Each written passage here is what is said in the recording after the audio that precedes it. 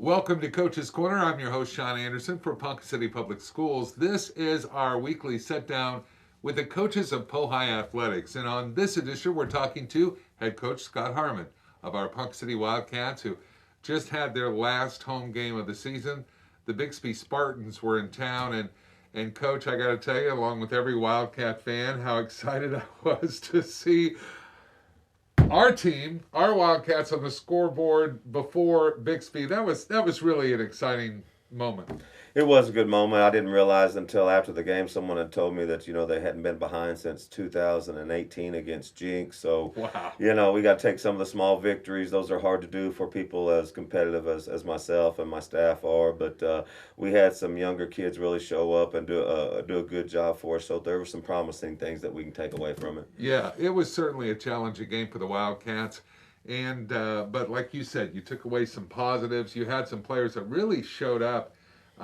Tell me a little bit about that. Maybe some shout outs to some of those players that really showed well at that game. Well, we traditionally have our seniors that played well defensively. We're kind of defensively laden, and Zimmershed and Kills Crow had a good ball game. A couple underclassmen had a lot of tackles. Gabe Rowland and Grant Harmon both had, I think, 13 plus tackles. So that's a real positive sign. And then Hudson Haas and Jay Schneeberger also kind of showed their head a little bit, and they're real young, positive kids too. So those were really good signs for the future, and especially since it was such against such good competition. Yeah, yeah.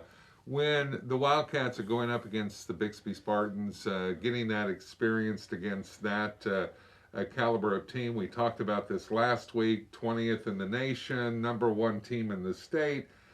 As far from an experience standpoint for your players, I mean, what were you hoping that they would learn from that or experience from that?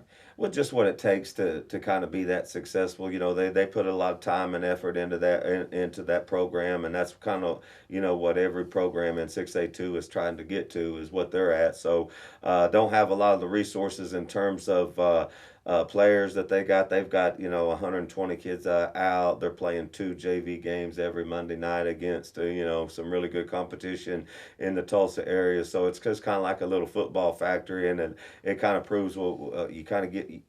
With high school football, you get out of it what you put into it. So that's what we were wanting our kids to see, is those kids put a lot into it. We want our kids to put as much time as they can into it, so you have some similar returns. Yeah, for sure. Well, the Wildcats will be on the road for the final game of the season, headed to Muskogee this Friday night to take on the Roughers.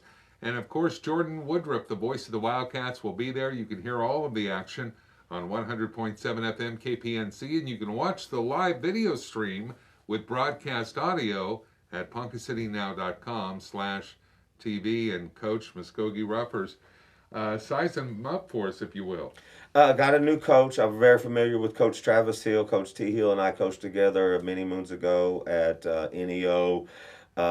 He's doing a really good job of kind of turning that program around pretty quickly. This is his first year back as a head football coach. They've only won a couple of ball games, but they've really played like Bixby. They scored some points against Booker T and Bixby, so they're doing a really good job offensively, and then defensively they're getting better every week. So we'll have our hands full. We need to try to win a road game on the road this week and make it our 12th game that this senior bunch would win in their careers. That would average out to 4 games a year for these seniors. So that's quite an incentive for them to go and get that 12th win for their grade and for their senior class. So we'll prepare like we always do, even though we're kind of out of the playoff hunt, and try to go get this last win of the year. Yeah, the Wildcats will wrap up the season after that game Friday night, and then the off-season work starts. And I know you're going to have some athletes going to basketball and wrestling and things like that, but